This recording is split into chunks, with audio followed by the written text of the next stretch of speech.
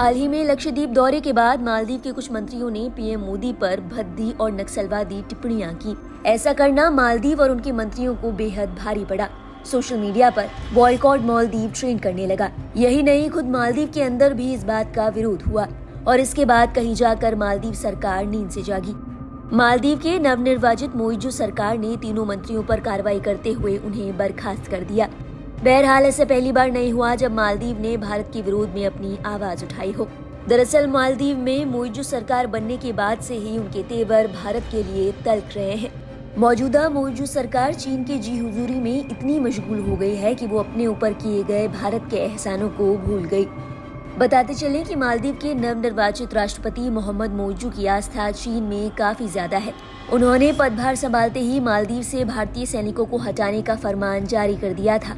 लेकिन मोइजू शायद ये भूल गए कि भारत हमेशा ही मालदीव के साथ अच्छे बुरे समय में खड़ा रहा। 1965 में स्वतंत्रता के बाद मालदीव को एक राष्ट्र के तौर पर मान्यता देने वाला सबसे पहला देश भारत ही था। इतना ही नहीं, भारत ने मालदीव के साथ राजनयिक संबंध भी स्थापित किए। साल 1986 में जब मालदीव में अब्दुल्ला लुतुफी तख्ता पलट करने के प्रयास में थे, तब भारत ने ही लोकतंत्र स्थापित करने के लिए मालदीव की मदद की थी। श्रीलंकाई आतंकवादी समूह लिबरेशन टाइगर ऑफ तमिल इलम द्वारा समर्थित तख्ता पलट को भारत ने मिशन ऑपरेशन कैक्टस के तहत बेअसर कर दिया था। इस तरह न जाने कितने मौकों पर भारत हमेशा ही मालदीव का साथ देता रहा, लेकिन मौजूदा वक्त में वहां की सियासी बयार बदल गई है। मोइजू सरकार चीन को खुश करने के लिए लगातार भारत के विरोध में कदम उठा रही है। साल 2018 में पीएम मोदी तत्कालीन राष्ट्रपति इब्राहिम सोली के शपथ ग्रहण समारोह में शामिल हुए।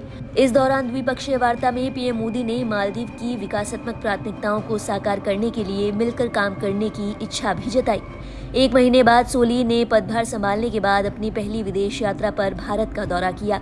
भारत ने तकरीबन $1 अरब की वित्तीय सहायता पैकेज की घोषणा भी की। विदेश मंत्रालय की एक रिपोर्ट की माने तो भारत मालदीव की रक्षा प्रशिक्षण की तकरीबन 70% आवश्यकताओं को पूरा करता है। पिछले 10 सालों में भारत ने तकरीबन 1500 से अधिक MNDF को प्रशिक्षित किया।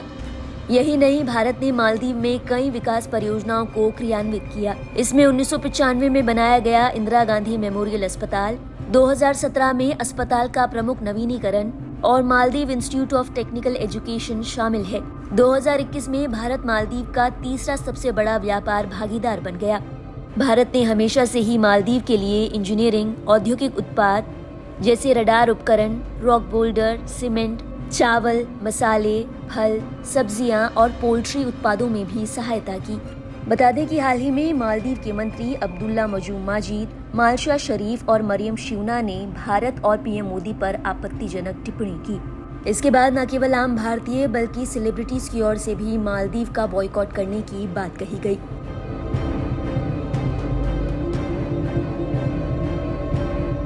मामले को तूल पकड़ता देख मौजूदा मोइजू सरकार को बैकफुट पर आना पड़ा। कुछ ही घंटों बाद राष्ट्रपति कार्यालय ने व्हाट्सएप के माध्यम से माले में संवाददाताओं को सूचित किया कि तीनों मंत्रियों अब्दुल्ला महजूम माजिद, मालशा शरीफ और मरियम शिवना को निलंबित कर दिया गया है। द वायर के मुताबिक निलंबन के बारे में राष्ट्रपति कार्यालय से कोई आधिकारिक बयान सामने नहीं आया है जो उन्हें सरकार का प्रतिनिधित्व करने से रोकता हो। साथ ही ये भी स्पष्ट नहीं है कि निलंबन कितने समय के लिए किया गया है।